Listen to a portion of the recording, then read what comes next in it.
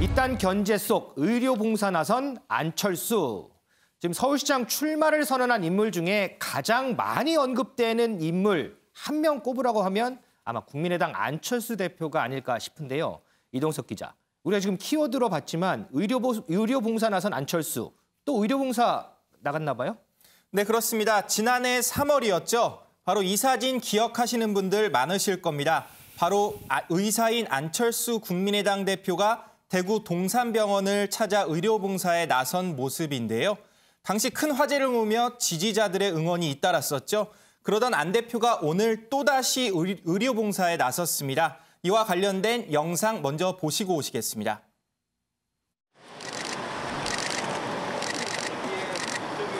시민들이 많이 기다리고 있는 것 같아요. 아이고, 근데 검사 받는 것 자체가 굉장히 다 힘든 검사들이어서요. 네, 저도 몇 번 받아봤는데 참 견디기가 힘들어서. 견디기 힘들죠? 예, 가능하면 안 아프게 해드리고 싶은데 네. 그게 사람마다 많이 다르지 않습니까? 많이 입어보죠. 예, 근데 주로 방호복을 많이 입었습니다. 네. 이렇게 간이 수술복은 옷을 잠깐만요. 옷을 잠깐만요. 그러니까 잘 안 되신다. 예, 그렇구나. 예, 뒤가 안 보여서 저는. 네, 이제 앞에 하고 이제 됩니다. 이쪽으로 묶으면 됩니까? 예. 예.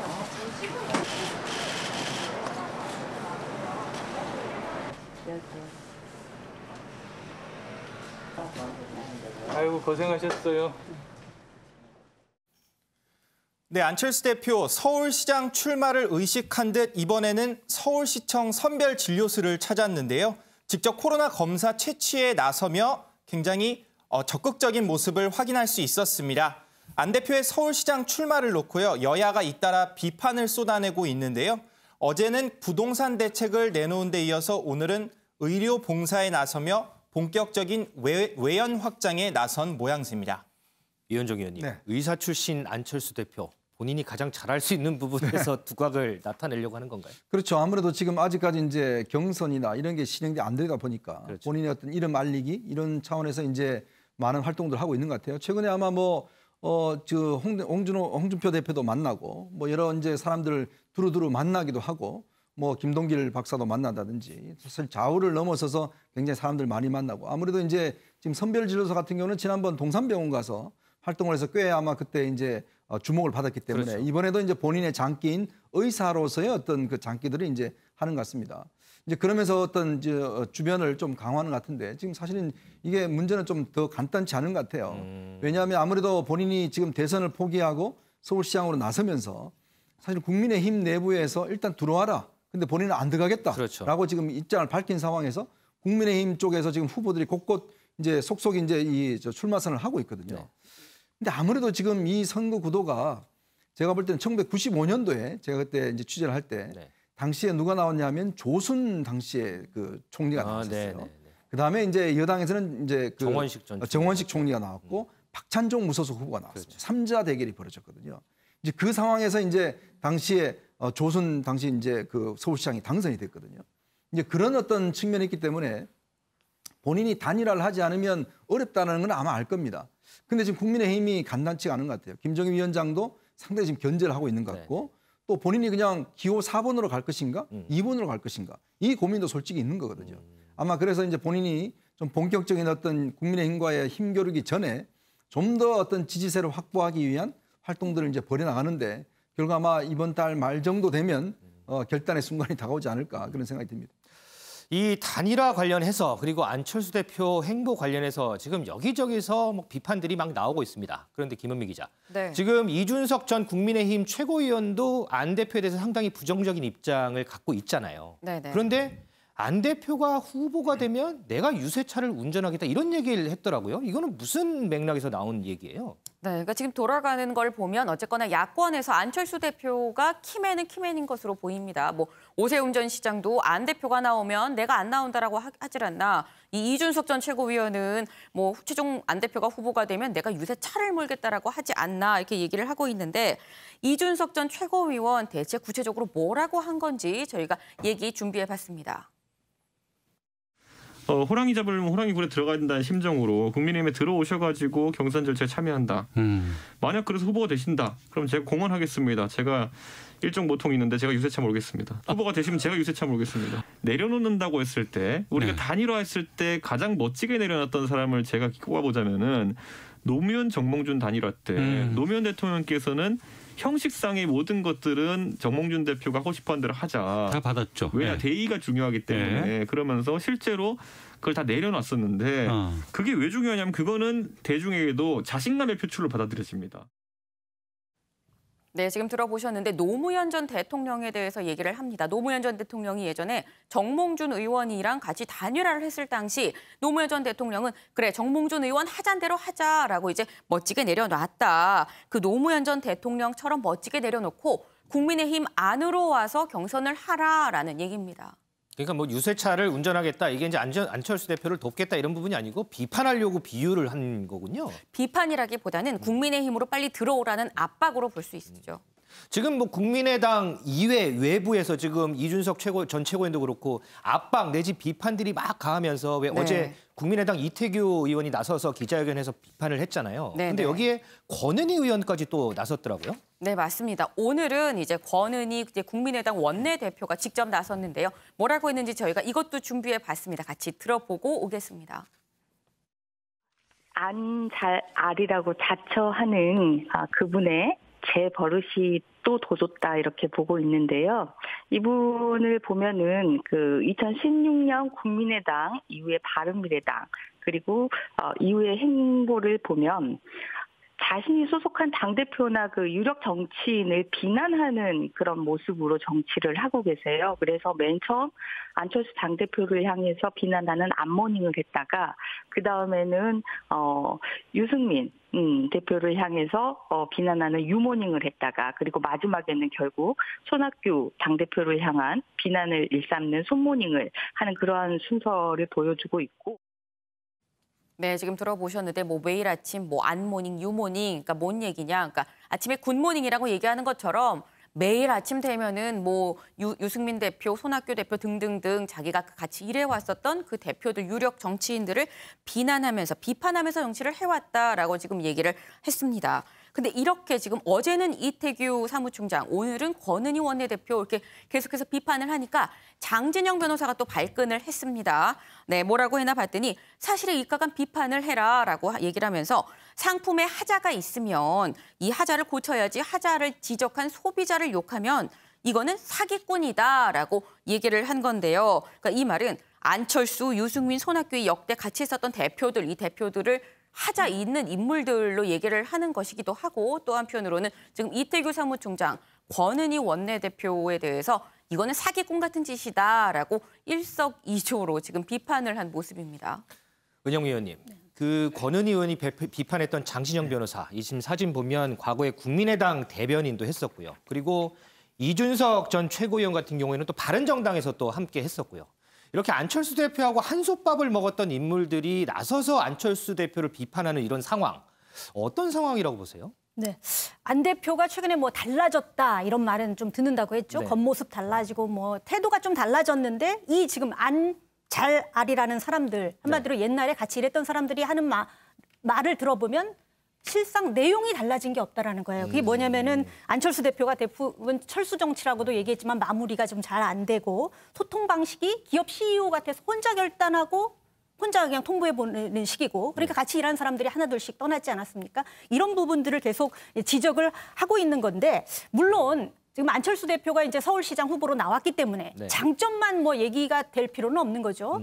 우리가 국민들이 좀 검증을 해야 되기 때문에 안 좋은 점도 알아야는 됩니다. 그런 측면에서 뭐 안잘알이라고 불리는 사람들이 안철수 대표의 단점을 얘기하는 거에서 뭐 딱히 틀리다라고 할 말은 할 필요는 없을 것 같아요. 다만 이 사람들이 여권이 아닌 지금 단일화를 추진하는 국민의힘에 소속된 사람들이라는 겁니다. 만약에 지금 그러는 이유가 뭐냐면 국민의힘에서 지금 오세훈이라든가 또 나경원 이런 분들이 지금 출마를 하잖아요. 일단은 자강론에 따라서 자기 후보를 키운 다음에 나중에 이제 뭐 여론 상황을 봐가면서 단일화를 할지 말지 결정하겠다 이런 뭐 전략인 것 같아요. 그러다 보니까 일단은 자기 후보들을 키우기 위해서 나중에 단일화 대상이 되는 안철수 후보를 깎아내리려는 그런 전략이 있는 것 같아요. 그런데 만약에 정말 3자 구도로 간다면 그 효과가 먹힐 수도 있겠지만 만약에 단일화를 추진하게 돼서 안철수 후보랑 단일화가 됐는데 단일화된 후보가 안철수였어요. 그럼 그때 뭐라고 할 겁니까?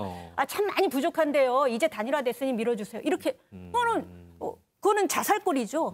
자중질환에 빠지는 겁니다. 이게 지금 여권에서는 박수 칠 일이에요. 너희들끼리 잘하고 있구나 이러면서. 그러니까 이거는 어쩌면은 전략적 미스일 수도 있습니다. 뭘 길게 보면은 김종인 위원장이 또 특히 이제 안철수 대표에 대해서 조금 혹평을 좀 많이 내놓고 있는데 그렇죠. 장제원 의원이 이런 말을 했어요.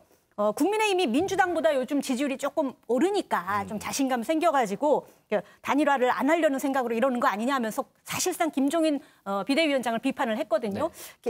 김종인 위원장에 대해서 장제원 의원이 옛날에도 좀 비판을 한 적이 있어요. 뭐냐면은 자당의 대선 후보에 대해서 뭐 그 사람은 안 되고 뭐가 안 되고 하면서 자꾸 깎아내리니까 마이너스 정치를 한다 이렇게 얘기를 했거든요. 그렇지. 그런 측면에서 볼 때 김종인 위원장이 일단은 자강론에서 우리 후보를 키우기 위해서 안철수 후보에 대해서 혹평을 하고 또 안자랄이라고 불리는 사람들이 이렇게 혹평을 하는 것까지는 좋은데 만약에 단일화 이후를 좀 생각해야 되는 거 아니냐 이런 목소리가 지금 내부에서도 나오는 겁니다. 그리고 단일화라는 게 정치공학적이라고 얘기를 하잖아요. 네. 정치공학임에도 불구하고 효과를 내고 아름답고 좋은 결과를 내려면 과정이 아름다워야 돼요. 옛날에 2011년도에 박원순 후보에게 당시 안철수 후보가 정말 아름답게 양보를 했어요. 했죠, 네. 결과적으로 뭐 이런저런 과정을 거쳤습니다만 결과적으로 아름답게 승리를 했죠. 그래야지 지지를 받을 수 있는 겁니다. 이런 모습이 지금 뭐 오히려 여권은 좋아하겠죠. 야권 입장에서는 지금 좋은 상황이 아니에요, 이게.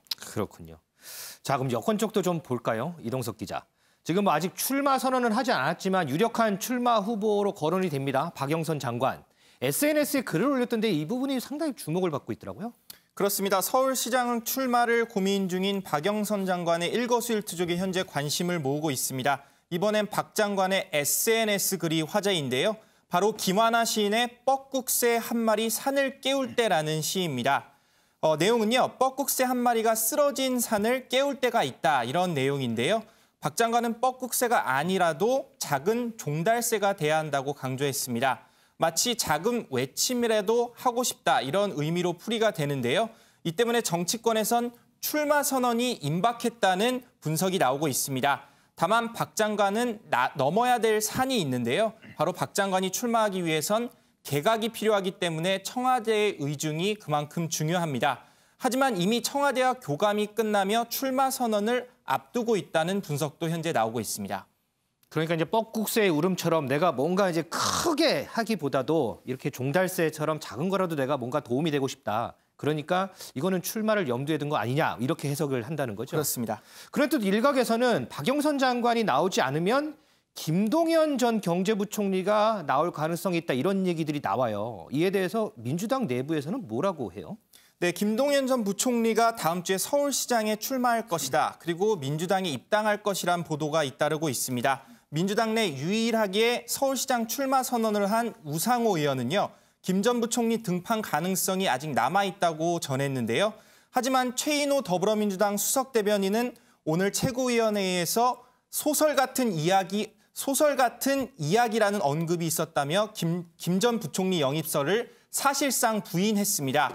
박강훈 사무총장도요. 박 장관이 안 나올 가능성이 있냐며 사실상 박 장관의 출마를 예고하기도 했습니다. 소설 같은 얘기다. 김동연 전 경제부총리가 나올 일은 절대 없다. 뭐 이런 얘기군요. 그렇습니다. 이현정 의원님. 네. 박영선 장관 출마 가능성 혹시 주변에 좀 취재해본 부분이 좀 있으세요? 사실 선거는요. 본인이 이길 가능성이 없으면 나오기가 참 어렵습니다. 그렇죠. 근데 박영선 장관은 사실 제가 지인들한테 듣기로는 굉장히 지금 직책에 굉장히 만족을 하고 있다고 그래요. 좀 전에 우리가 눈물 흘리는 모습 나왔듯이 네. 본인이 그동안 이제 국회의원만 하다가 장관이 되어 보니까 할 수 있는 것도 많고 또 본인이 어떤 중소기업과 벤처기업들을 하는 것에서 상당히 적성에 맞다는 이야기를 많이 한다고 그래요. 사실 제가 볼 때는 아마 박영선 장관이 지금 뭐 전체적인 민주당 인기도 높고 많이 했으면 뭐 진작 사표를 냈을 겁니다. 근데 지금 본인이 바라보는 게 단순히 뭐 서울시장만 아니기 때문에 네. 사실은 어떤 면에서 여당이 이제 불리한 상황에서 본인이 과연 나와서 불쏘시개가 되느냐에 대한 이제 판단이 있을 것이고 또 장기적으로 본다면 장관을 계속하는 게 본인한테도 유리하다는 판단을 할 수가 있을 겁니다. 그래서 이제 출마를 굉장히 어떤 면에서 좀 주저주저 하고 있는데 네. 문제는 당연 지금 우상호 의원밖에 지금 출마 선언을 하지 않았잖아요. 그렇죠. 근데 어떤 지금 여론조사 볼 때는 굉장히 불리한 구도거든요. 거기에 본인이 몸을 던지느냐 아니면 본인이 좀 더 길게 보고 가느냐에 대한 이제 판단이 지금 아직까지 안 서는 겁니다. 자, 그렇다 보니 여당 입장에서 보면 지금 모든 걸 다 가졌잖아요, 여당은요. 뭐 180석도 있고 뭐 의석도 많고 하지만 문제는 서울시장 선거에서 질 경우에 내년 대선이 굉장히 위험하다는 거거든요. 그러면 여당 입장에서 보면 지금 박영선 지금 서울 시민들의 제일 관심이 뭐겠습니까? 집값 문제. 그렇죠. 그다음에 이 코로나 문제. 이런 것들이 지금 제일 하거든요. 그러면 이 판대로 가다가는 여당이 불리할 수밖에 없다는 판단을 하는 거예요. 즉 판을 뒤집어야 된다. 제가 아까 예를 들었던 1995년도에 당시에 조순 그 서울대 교수를 김대중 대통령이 영입을 해서 바로 시장을 내세웠습니다. 그게 어떤 면에서 보면 당시 여당에 있음에도 불구하고 야당이 굉장히 바람을 일으켰거든요. 그 이유는 뭐냐 하면 국민들이 서울시 같은 경우는 좀 신선한 사람들 또 경제에 대한 어떤 관심 이거거든요. 그래서 김동연 부총리 이야기가 계속 나오는 겁니다. 즉 뭐냐면 야당은 만약에 지금 사람도 많고 경선하게 되면 정치인들이 나올 텐데 그러면 정치인 대 정치인으로 붙으면 불리하다는 거거든요. 그러면 아예 프레임을 바꿔서 정치인 대 경제인으로 붙으면 예를 들어서 시민들 입장에서 보면 그래도 경제를 좀 해결해 줄 사람은 경제 뭐 TV 토론 같은 거 하면 쉽게 내는 사람이 훨씬 낫지 않을까? 바로 그런 면에서 이제 프레임 전환을 여당이 내부에서는 좀 고민을 하고 있습니다. 근데 그게 이제 문제는 과연 경선을 해야 되는데 그러면 김동연 부총리가 경선 이길 수 있느냐에 대한 문제. 또 선거라는 게 간단치 않잖아요. 또 선거 한 번 경험이 없는 사람이 할 수 있냐에 대한 우려. 뭐 이런 건 남아있지만 저는 아마 이 문제는 선거 직전까지도 아마 여당이 고민이 많을 것 같아요. 즉 판을 완전히 새롭게 뒤엎느냐 아니면 그냥 기존 예상대로 가느냐. 이건 아마 여당에 좀 고민이 있는 것 같습니다.